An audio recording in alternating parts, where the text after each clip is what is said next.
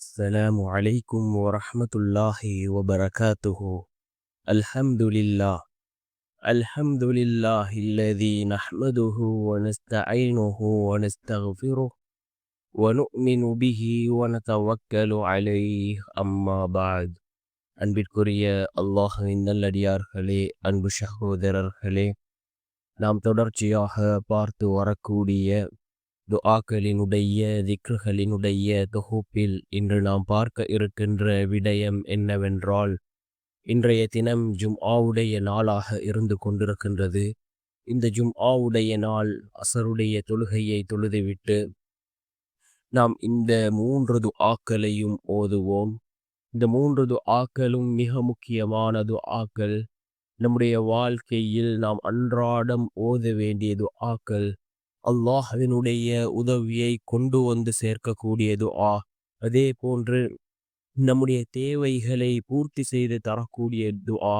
அதே போன்று நம்முடைய வாழ்க்கையில் உள்ள எல்லா காரியங்களையும் சீராக்கி தரக்கூடிய மிகவும் அற்புதமான 3 துஆக்களை தான் நாம் இன்றைய வீடியோவில் பார்க்க இருக்கின்றோம்.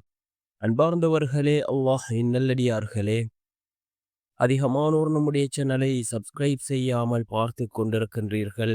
நீங்கள் சப்ஸ்கிரைப் செய்து லைக் இடுவதன் மூலமாக நமது சேனலில் உள்ள வீடியோக்கள் இன்னும் பல சகோதரர்களுக்கு கொண்டு போய் சேர்க்கப்படும்.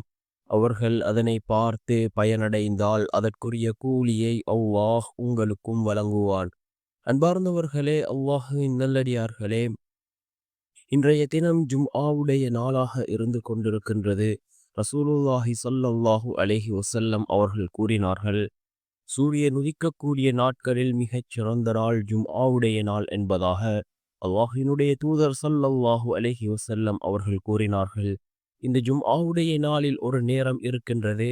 இந்த நேரத்தில் நாம் கேட்கக்கூடிய துஆக்கள் அல்லாஹ்விடத்திலே கபூலாகும் என்று கூறினார்கள் ஸல்லல்லாஹு அலைஹி வஸல்லம் அவர்கள்.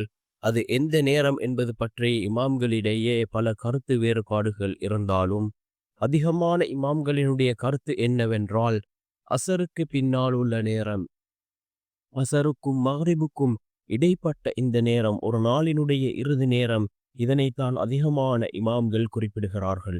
அன்பார்ந்தவர்களே, அல்லாஹ்வின் நல்லடியார்களே, இந்த நேரத்திலே நாம் அதிகமாக துஆக்களில் ஈடுபடுவோம். அதே போன்று ரசூலுல்லாஹி ஸல்லல்லாஹு அலைஹி வஸல்லம் அவர்கள் மீது ஸலவாத் கூறுவோம்.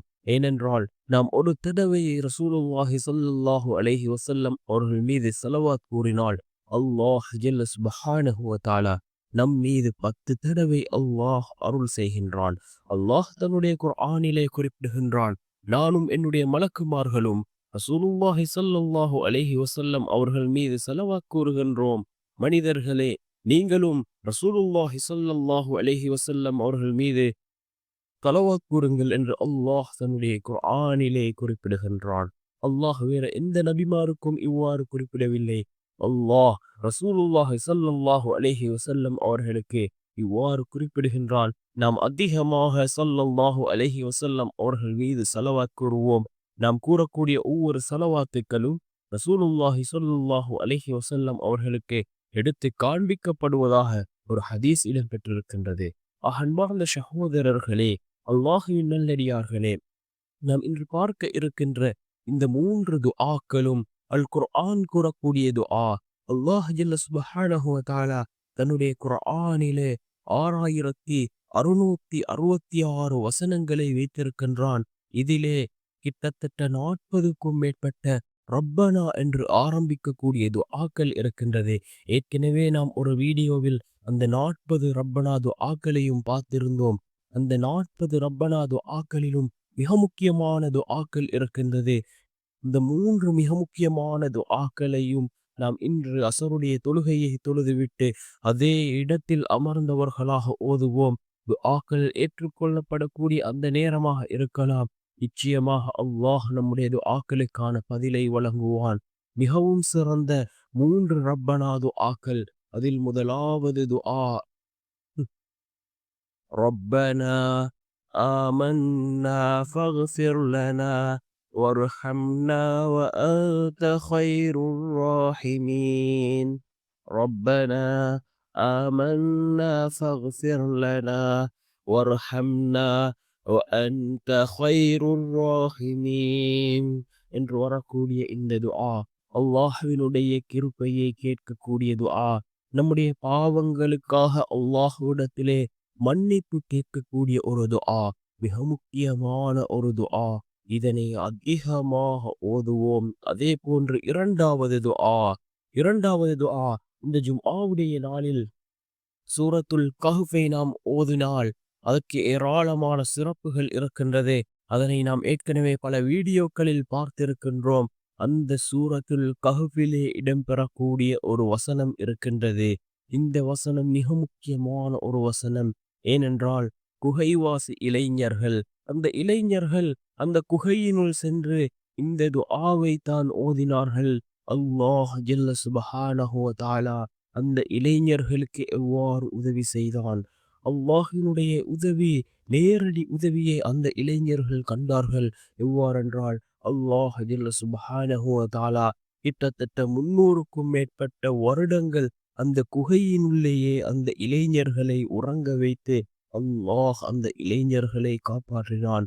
அன்பார்ந்த சகோதரர்களே, அல்லாஹ்வின் நல்லடியார்களே, அந்த இளைஞர்கள் எந்த துஆவை அல்லாஹ்விடம் கேட்டார்கள் அந்த துஆவையும் அல்லாஹ் தன்னுடைய குர்ஆனிலே குறிப்பிடுகின்றான்.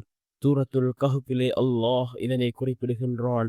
ரப்பனா ஆத்தினா மின் லதுன்க ரஹ்மத்தன் வஹய்யிஅ லனா மின் அம்ரினா ரஷதா. ربنا آتنا من لدنك رحمة وهيئ لنا من أمرنا رشدا. இந்த துஆ மிக முக்கியமான ஒரு துஆவாக இருந்து கொண்டிருக்கின்றது. அந்த குகைவாசி இளைஞர்கள் ஓதிய மிகவும் அற்புதமான ஒரு துஆ. இது இரண்டாவது துஆ.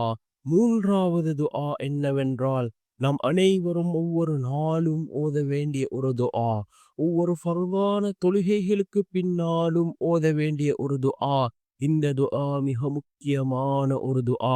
ஏனென்றால் ஈருலக வாழ்க்கையிலும் நம்முடைய ஈருலக வாழ்க்கையிலும் வெற்றியை பெற்று தரக்கூடிய ஒரு துஆ.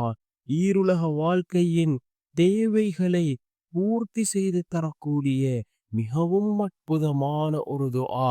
என்ன துஆ என்றால் ரப்பனா ஆத்தினா ஃபித் துன்யா ஹஸனா வஃபில் ஆஹிரத்தி ஹஸனத்தன் வகினா அஸாபன் நார். ரப்பனா آتنا في الدنيا حسنة وفي الآخرة حسنة وقنا عذاب النار.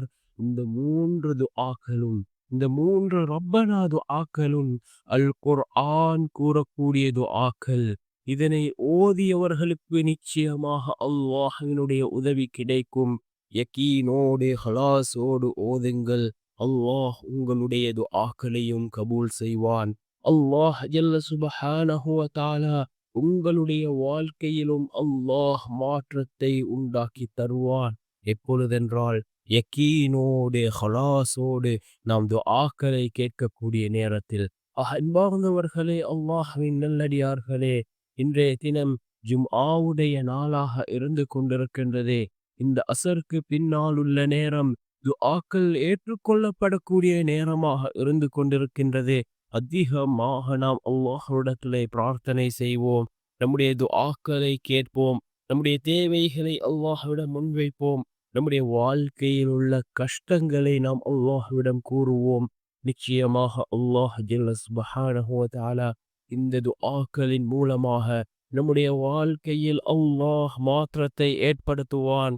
வல்ல நாயன் நம் அனைவரின் பாவங்களையும் மன்னித்து உயர்ந்த ஜன்னத்துல் ஃபிர்தௌஸ் என்ற சூனத்தில் நம் அனைவரையும் ஒன்று சேர்ப்பானாக. ஆமீன்.